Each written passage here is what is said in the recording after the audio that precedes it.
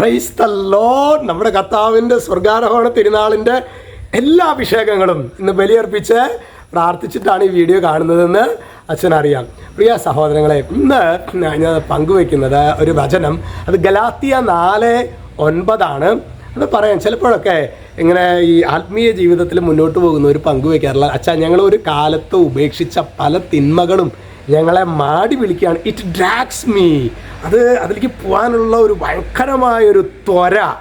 ചിലപ്പോൾ ചിലർ പറയാറുണ്ട്, ചില ബന്ധങ്ങൾ ഞാൻ ഉപേക്ഷിച്ചതാണ്, പക്ഷേ വീണ്ടും വീണ്ടും വിളിക്കാനുള്ളൊരാഗ്രഹം, വിസിറ്റ് ചെയ്യാനുള്ളൊരാഗ്രഹം, മദ്യം അല്ലെങ്കിൽ മറ്റുള്ള ലഹരി പദാർത്ഥങ്ങൾ ഉപയോഗിക്കാനുള്ള ആഗ്രഹം, സോഷ്യൽ മീഡിയ, മൊബൈലൊക്കെ ഒരു കാലഘട്ടത്തിൽ കംപ്ലീറ്റ് നെറ്റിൻ്റെ അടിമയായിരുന്നു. അതൊക്കെ വിട്ടുപോകുന്നതാണച്ചാ, സീരിയലിൽ നിന്ന് വിട്ടുപോകുന്നതാണച്ചാ, പക്ഷേ എനിക്ക് വീണ്ടും വീണ്ടും സിനിമയിൽ നിന്ന് വിട്ടുപോകുന്നതാണച്ചാ, പക്ഷേ വീണ്ടും വീണ്ടും കാണാനുള്ളൊരു ഭയങ്കരമായൊരു ത്വര ഞങ്ങളുടെ ഉള്ളിലുണ്ട്. അത് വരുന്നുണ്ടെന്ന് ഇങ്ങനെ പലരും പങ്കുവയ്ക്കാറുണ്ട്. അപ്പോൾ പറയാറുള്ളൊരു വചനമാണ് ഗലാത്യ 4:9. വചനം പറയാണ്, എന്നാൽ ഇപ്പോൾ നിങ്ങൾ ദൈവത്തെ അറിയുന്നു, അതിലുപരി ദൈവം നിങ്ങളെ അറിയുന്നു. എന്നിട്ട് പറയാണ്, ആകയാൽ ബലഹീനങ്ങളും വ്യർത്ഥങ്ങളുമായ ആ പ്രപഞ്ച ശക്തികളുടെ അടുക്കലേക്ക് വീണ്ടും തിരിച്ചു പോകാൻ നിങ്ങൾക്ക് എങ്ങനെ സാധിക്കും?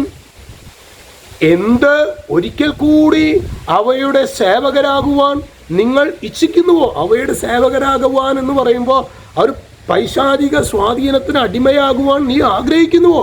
നമ്മൾ പ്രിയ സഹോദരങ്ങൾ, നമ്മുടെ ഉള്ളിൽ ശരിക്ക് നന്മയും തിന്മയും നമ്മുടെ ഉള്ളിലുണ്ട്. ഈശോയുടെ സഹായത്താൽ നാം നന്മ തിരഞ്ഞെടുക്കുമ്പോൾ ഈശോയാണ് അതിനെ നമ്മെ ശക്തിപ്പെടുത്തുന്നത്. ഇതാ നന്മയും തിന്മയും, അനുഗ്രഹവും ശാപവും, ജീവനും മരണവും നിന്റെ മുൻപിൽ വയ്ക്കപ്പെട്ടിരിക്കുന്നു. ഇഷ്ടമുള്ളത് തിരഞ്ഞെടുക്കാം. തിരഞ്ഞെടുപ്പ് നിൻ്റേതാണ് പ്രിയ സഹോദരങ്ങളെ. അതുകൊണ്ടാണ് ഓരോ പരിശുദ്ധ കുർബാനയിൽ പങ്കെടുത്ത് ജപമാല ചൊല്ലി പ്രാർത്ഥിച്ച് നിൽക്കുമ്പോൾ മാത്രമാണ് പ്രിയ സഹോദരങ്ങളെ നന്മയും തിന്മയും വരുമ്പോൾ നന്മ തിരഞ്ഞെടുക്കുന്നത്. മനുഷ്യന് സ്വാഭാവികമായൊരു പ്രവണത എന്നുള്ളത് തിന്മ തിരഞ്ഞെടുക്കാനാണ്.